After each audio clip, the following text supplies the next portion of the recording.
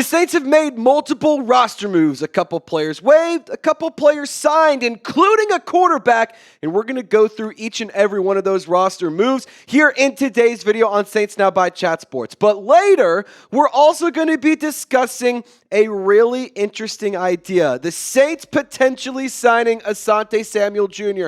There's reason to believe he wants to be in New Orleans, so we're going to dive into that at the back end of today's show. Really quickly, I want to encourage you to give your boy a follow on social media. Obviously, we do a lot of great content here on YouTube, but don't stop it here on this platform. I also post on X, Instagram, and TikTok. Hit your boy up on all three platforms. Just search up Trizzy Trace or click the links available in the comments or description of this video. If you give me a follow, I'd love to chop it up with you in the DMs.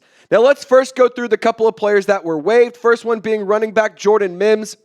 He did actually get a little bit of run due to the injuries that decimated the running back room in New Orleans. He ended up having some decent stats. Wasn't terrible, wasn't amazing, but I do think he'll end up on another roster somewhere else because if given the opportunity to be in the right scheme, he can have a good impact. So best of luck to you, Jordan Mims. It was really nice having you in New Orleans, but of course it is a business, and here we are. So Jordan Mims, good luck to you in the future. Millard Bradford, a.k.a. Nuke, he also was waived, the defensive back that the Saints brought in as an undrafted free agent out of TCU a couple of seasons ago. Back and forth between the practice squad and game day rosters. So, for him, he was released from the roster. But we also will talk about now the players that were signed. So Donovan Peoples-Jones, he was signed to the Saints roster recently. It was a one-year contract for the New Orleans Saints and DPJ. And for what it's worth, we already did put out a full video, a full breakdown on the channel about this yesterday. So I'm not going to go into a ton of detail here, but long story short, he was a sixth-round pick out of Michigan. Pretty good player, decent size, 6'2". He does provide special teams ability. And on top of that, wasn't really productive in 2023, but in 2022, he did have almost 100 catches and over 800 yards. So maybe he can carve out a role on a wide receiver group that doesn't have a lot of size, but does have a lot of speed.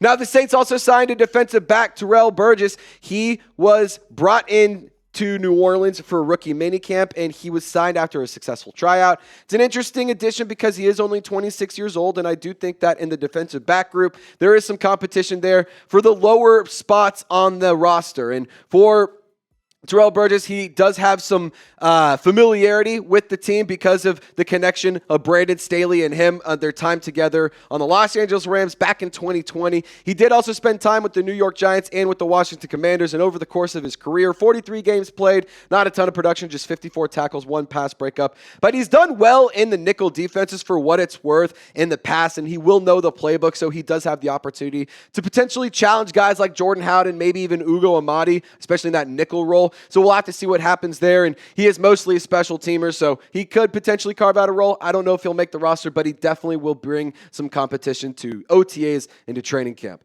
Now let's get to 50K. Guys, we are really close to passing the Browns report. It's been back and forth, but they have a slight lead over us.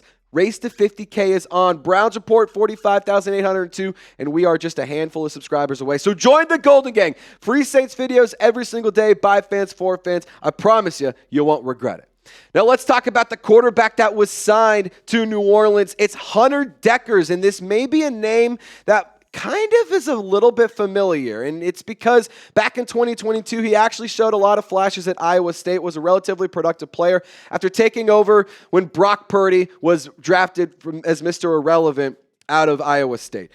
He did spend 2023 at Iowa Western because in 2022, after that season, it was found out that he was violating the NCAA gambling policy. It's a really interesting story.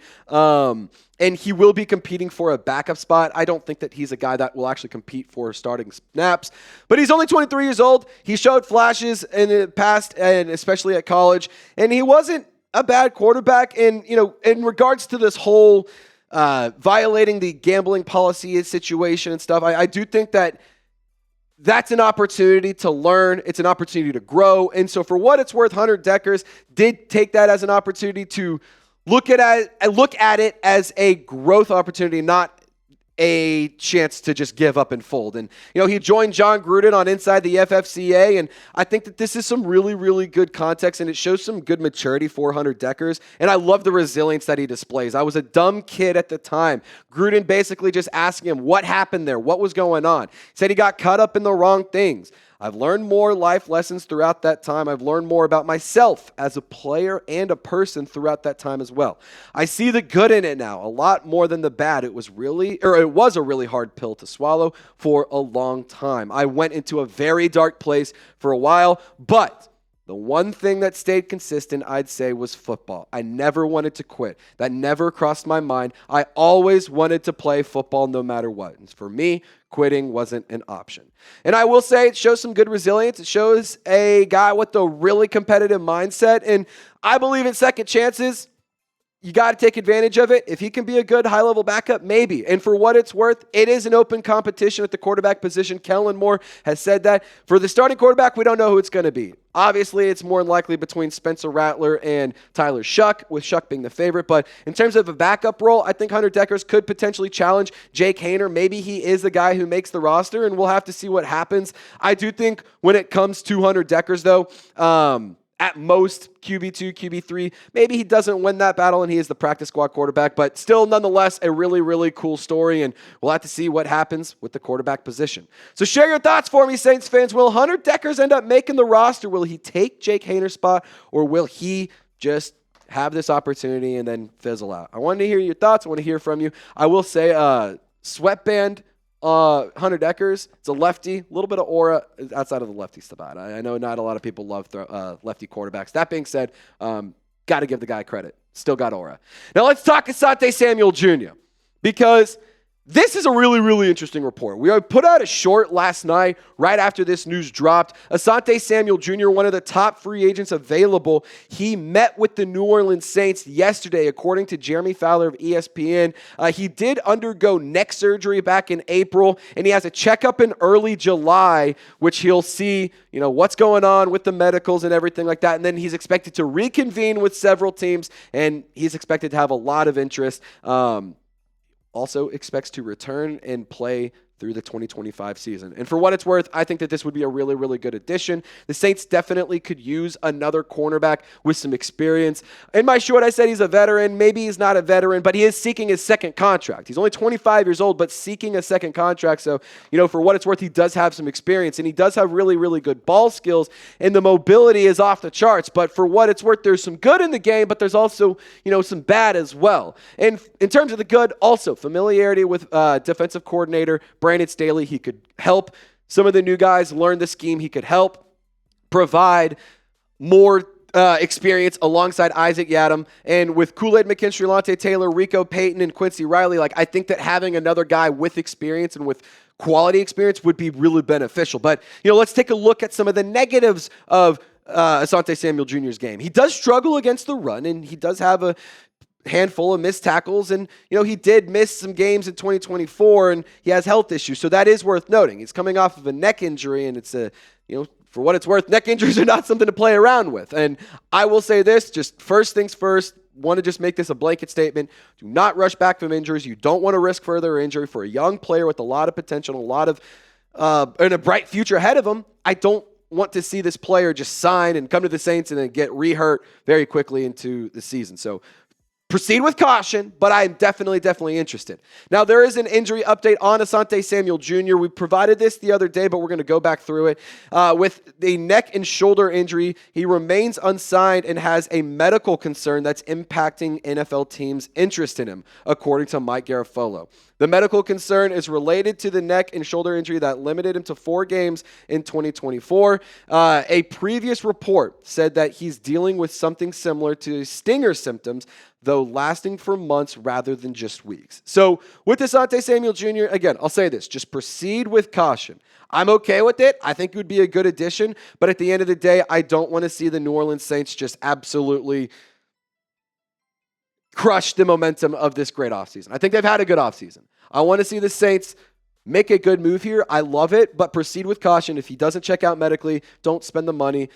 Just be smart. That's all I'm saying. if he's healthy, all checks out, go and give him some money. Give him a couple years on a contract, and I think that he could be a really, really good player on the Saints defense that has familiarity with Brandon Staley. But again, the injury is worth noting, and you got to make sure it's a good scheme fit. I think it is, just the injury. You want to make sure it checks out. That's the big thing there. Really quickly, I want to get more into Asante Samuel Jr. in just a second, and take an updated look at the depth chart. We got Saints jerseys on sale. You want to get a throwback? You want to get a home? You want to get an away? A former player? A legend, a current player. Hell, we even have Kelvin Banks Jr. jerseys available, and Tyler Shuck, Quincy Riley, Devin Neals, Danny Stutzman, Jonas Sinker. All those guys will also be available momentarily. But chatsports.com/Saints jerseys is the place to get your gear for this upcoming season. The link is in the comments and description of this video. Hit the link if you want to get yourself some new swag for this upcoming season. So obviously, I've already said it. I would love to sign Asante Samuel Jr. I think with the cornerbacks that are currently on the roster, you do have some exciting and intriguing young depth. But I do think that having another player would be really beneficial. Last year, the Saints were victims of major injuries to Paulson Adebo and Marshawn Lattimore, which meant Kool-Aid McKinstry got a lot of run, Alante Taylor got a lot of run, and he was moving all over the place. But I want to see the Saints add just one more body into this cornerback room because I think that it would just make it so much safer. It would just add a little bit more insurance. And again, Asante Samuel Jr. is a really good football player. Sure, he has some struggles, but he also has a lot of really good things in his game as well. And I think that if you operate with the mindset of let's look ahead to the future, but also try to win right now, I think that's fair. Like the Saints are doing a good job of building a roster that could still win games and be competitive if everything goes right and everything's healthy. It's still a solid team. But they're also being conscious about the future and not overspending, not doling out dumb trades. And I think that that's a good thing to do. So I would love to sign Asante Samuel Jr., but I want to hear from you. Would you do it? Just type sign or pass in the comment section. Let me know your thoughts. I can't wait to hear from you. Saints fans, we'll have another video coming at you later today. Y'all stay golden, and we'll see you next time.